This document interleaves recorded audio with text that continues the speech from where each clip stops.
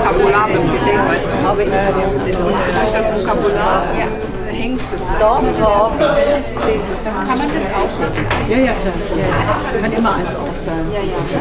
Wollte ich nicht, dass ich das da So, und danach, jetzt machen wir das dann zu.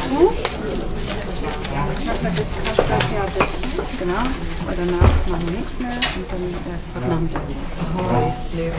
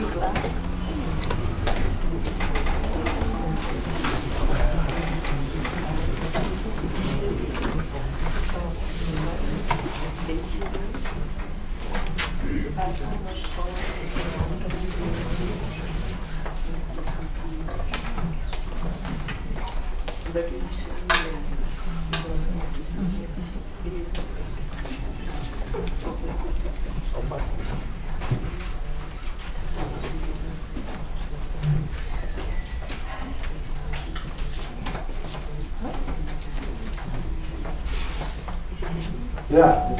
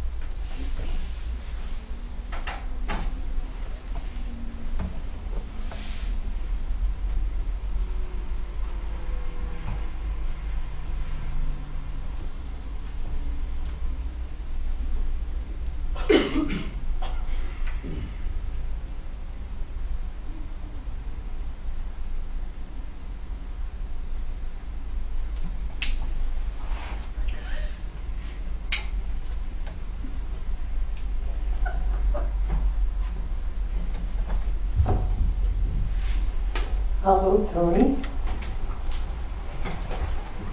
Hello. Could you explain again exactly what you mean by being a person? What is a personal enlightenment? So a personal thing is a sense of separation that arises, which is energetic, and out of that comes the sense of there being an identity, of there being a me, a self, an I. But there's a separate identity living in something called a story of me, the story of me. So it seems for the separate identity that it is real. I am a real person, and that everything that happens to me is real.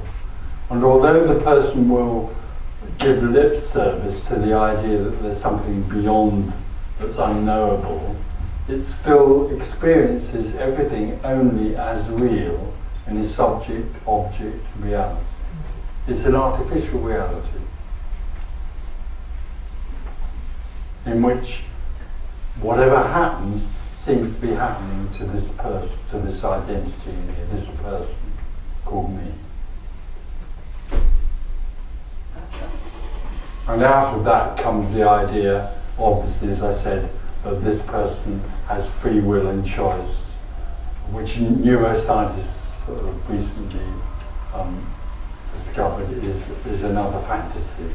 There's no such thing as an individual with free will and choice. It's an illusion that the brain creates. The brain creates the illusion of there being a me. It constructs an artificial identity to deal with what it assumes is a separate world.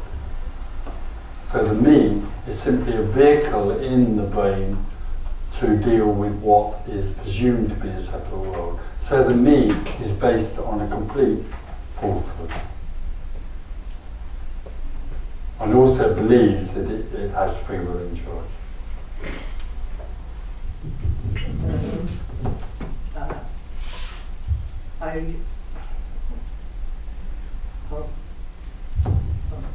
I refer to what we have been talking before the break.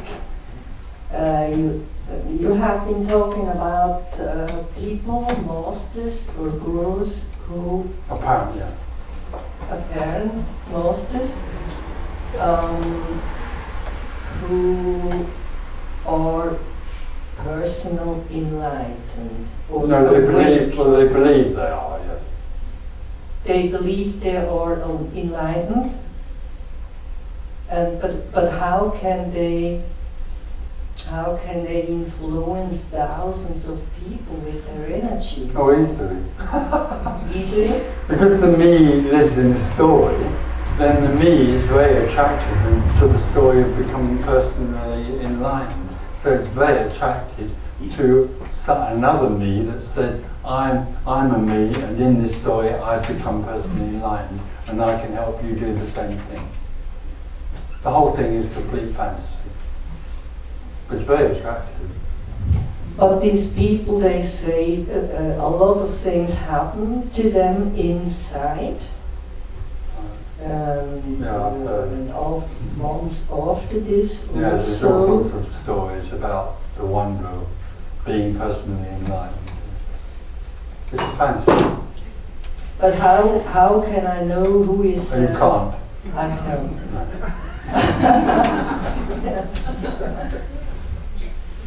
The only thing I would suggest is that if somebody, there are two things that I would suggest to you. One is, if somebody says they're personally enlightened, run as fast as you can. The other thing is that most times these days people don't say that because they know already that other people are suspicious about that. But the other very easy way to see whether you're with somebody who's living in a fantasy is if what they do is there to help you. If somebody is offering to help you or promising to reveal something, or that they will help you transform or change or or surrender or anything, then also run as fast as you can. Because the whole idea that there's someone there, some me there that can help another me find something or obtain something or surrender to something, that is another test. It's easy test. There's a lot that's all out there. What happens to these thousands of people? Well, nothing happens because it's a story. Nothing. They live in the fantasy. They're already living in the fantasy of being a me, and then they live in the fantasy of becoming an enlightened me. Who cares? It's just wholeness playing a game, which is a game utterly meaningless. What's wonderful is there isn't anything meaningful either about somebody who is a me and then isn't a me. What we're talking about here is meaningless as well. Isn't that fun? Yeah, but many people I know, they say it's the same, like they know a master or another master, it's the same what this master is telling, that it's the same that what you are telling. Oh, right, okay. So.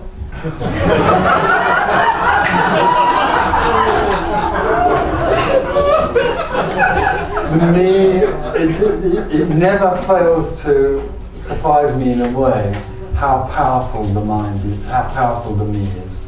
The me will find any way it can, not to be absent. And that's one of the ways we do it.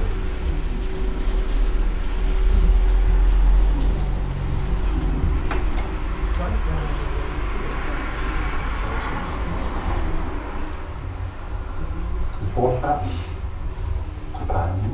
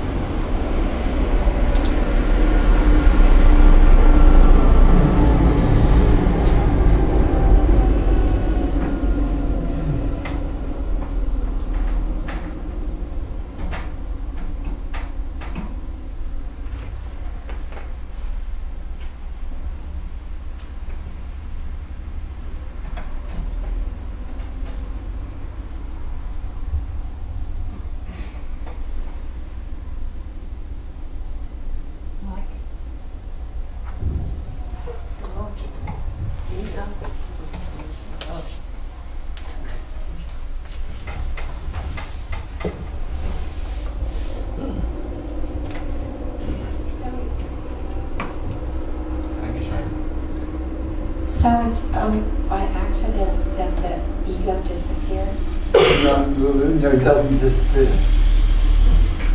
It never was there, so it can't disappear. Okay. So what happened to you was that by accident? No, it didn't. Nothing happened to me. There was somebody called Tony Parsons who was a seeker, and then there wasn't. But in a sense, that didn't happen. Okay. Because there never was a seeker called Tony Parsons, so there wasn't a seeker to vanish. That's what we're talking about. Right. Nothing happens. No thing happens. Because all there is no thing. It's very hard to grasp. Right? You cannot grasp it. No. And there's no figuring this out. No, never. You can try. In fact, most people do try. But there isn't anything to figure out because all there is this. And this is no thing. But somehow we're intent on figuring it out. Yeah, the me is, The me is intent on trying to get something. As I said at the beginning, the me wants to find a something, and there is no some things. The some things that appear to be something are no thing.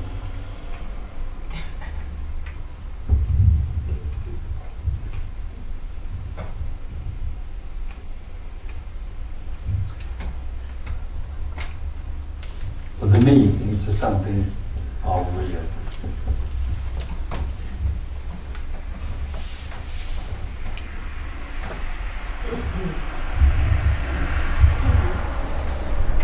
It's all right, she's got one.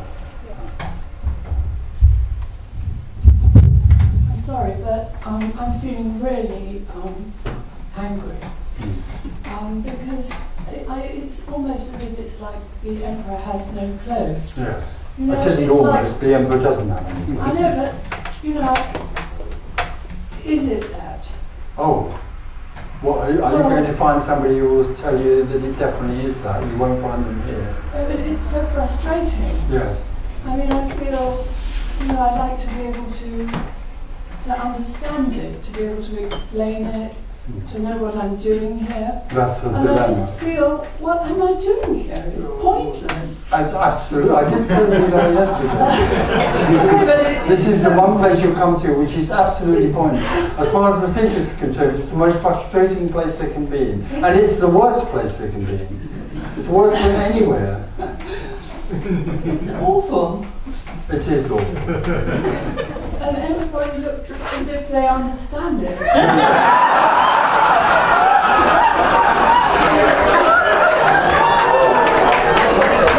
Don't you realise you're the only one that doesn't? We all go outside and talk about you. You know, she still doesn't bloody My point was, and you took it the wrong way around. Oh. I meant, I feel that you're like the emperor, with Right. no clothes. Oh, wow. Not do you see what I mean? I see what you mean. Yes. Yes, possibly. Yes. So, thank you.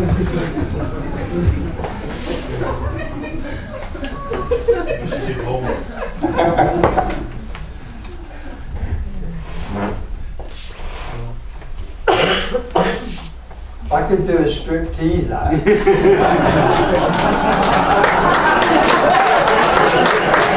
And then you could all say, is that all there is?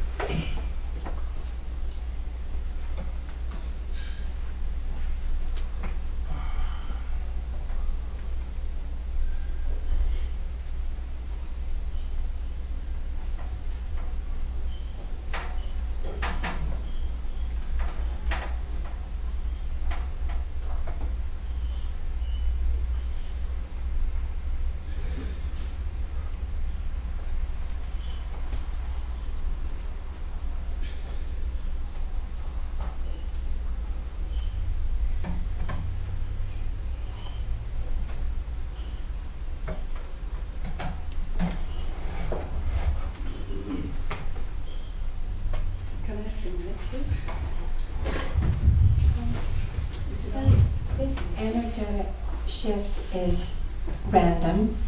Well, it doesn't happen in the end. It's only an appearance Right. of a contracted energy that then becomes boundless, but that's only an appearance. It doesn't happen. It's not real. I don't suppose this energetic, unreal shift could happen to everybody. No, because there isn't anybody. Right.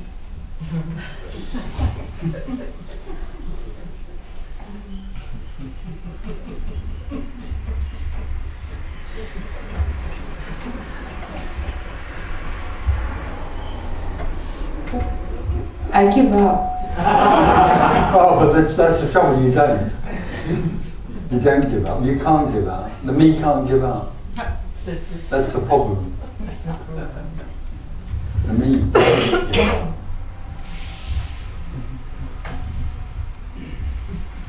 But strangely enough, in sharing it like this, something illuminates that. Something is exposed.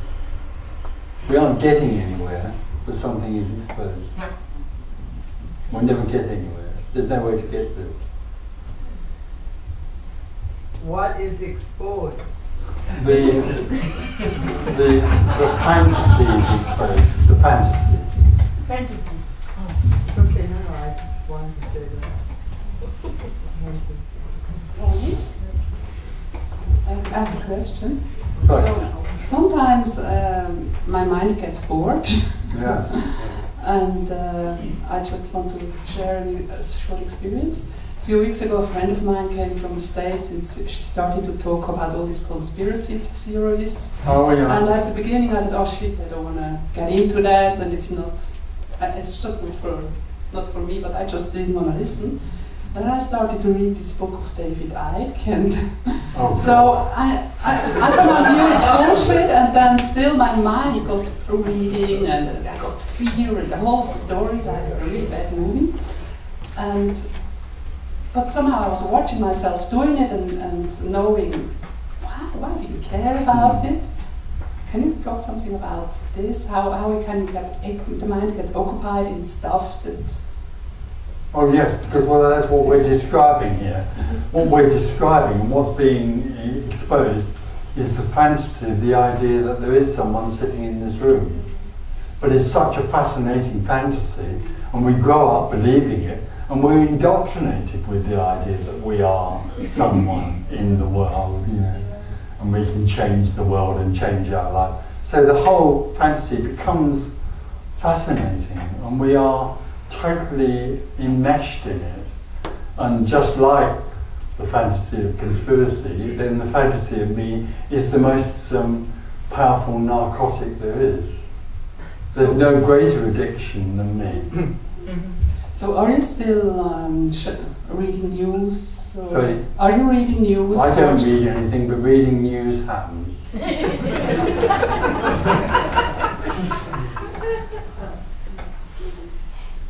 And is seen as a story, a play. It's seen as honest play.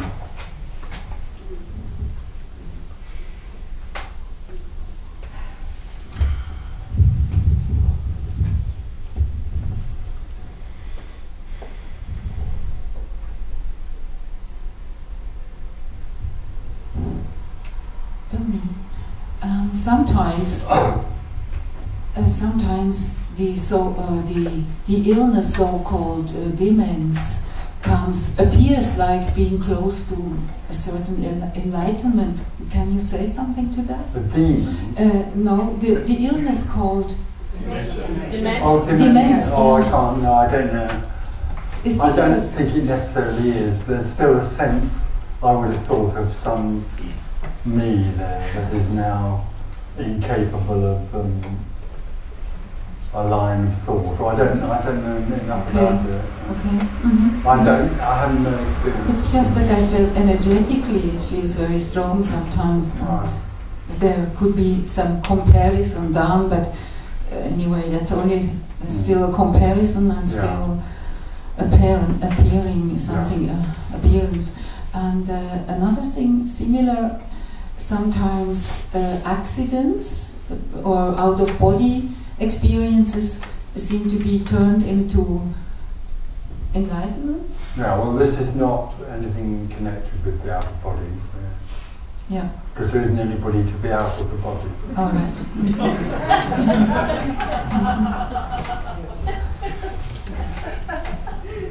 That's just another story. Yes, okay, thank you. It's like near-death experiences. They're always near death. You don't hear from anybody that's gone beyond. Hello, I'm there.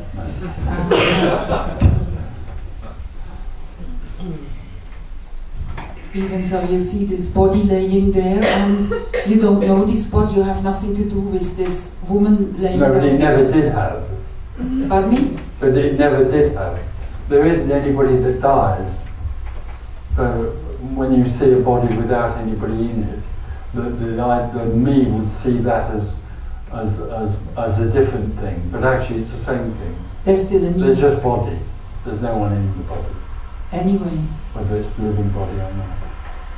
Yes, so how come that the body can, so-called alive, walk straight up, walk and... It just does it. Just does it automatically? This or doesn't work out where to walk. It just walking happens. what? And invariably it's through the door. But if you wait until Thursday, it could be through a wall. Yeah. Or on water. You never know. In a swimming pool. Thursday morning at 5 o'clock, if you're there, you might see this walking on water. On the other hand, you might not. Senseless asking these questions. Senseless. There is... It's not to understand, there's nothing to understand, No. but there is laughter. Yes, absolutely. Yeah.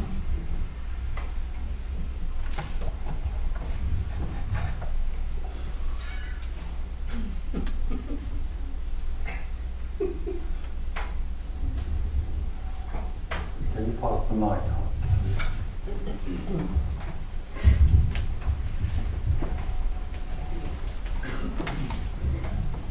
So, what's the difference between a live body and a dead body? None. There isn't it. I mean, the only thing you could say logically is that the body that's dead doesn't seem to be functioning anymore. But they are both what is. There's nobody in the body. The problem for me is that it thinks it inhabits a body, and that the body is its body. This is my body. There is no one. But, All there is what is.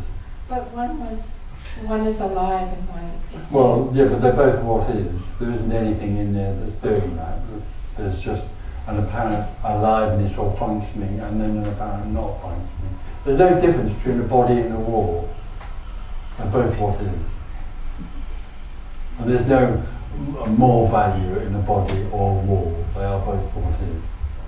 There's no more significance in a body and a wall. There's no significance at all. They are both what is. That's why, essentially when the me is no more, everything is that. So that's absolute love. Why? That body is absolute love body. Nothing is apart.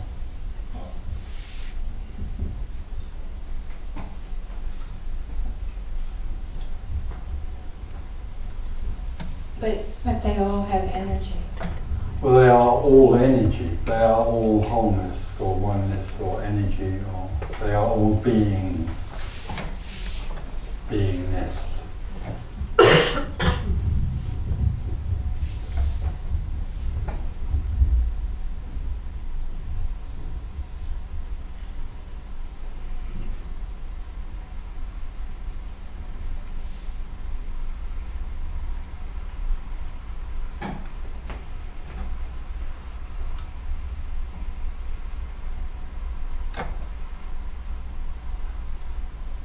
one of the things that also goes on with me is when the contracted energy arises, then when the me sees a tree,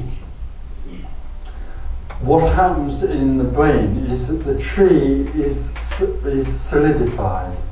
It doesn't solidify the tree because the tree is just free, boundless energy tree. But in the perception of the me that lives in the subject object world, it solidifies everything. So everything becomes solid and real, fixed. Dum. It's no longer, for this perception, the me perception, a flowing. It's fixed and solid. That's another thing that's dissatisfying about being separate.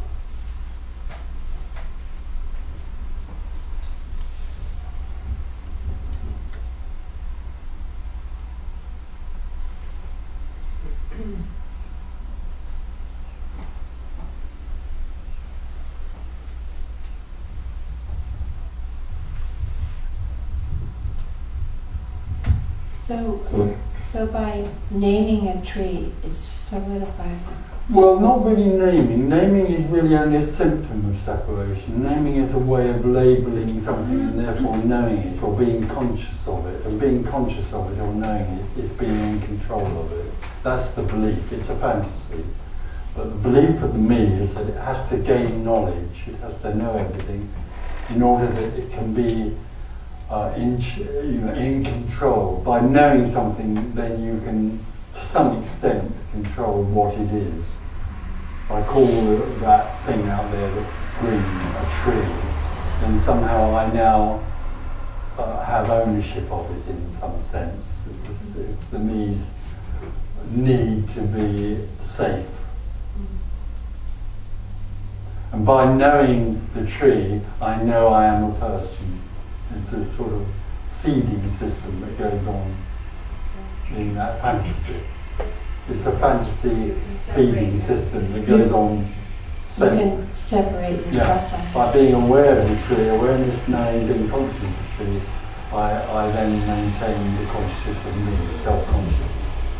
I'm still alive, I'm still continuing.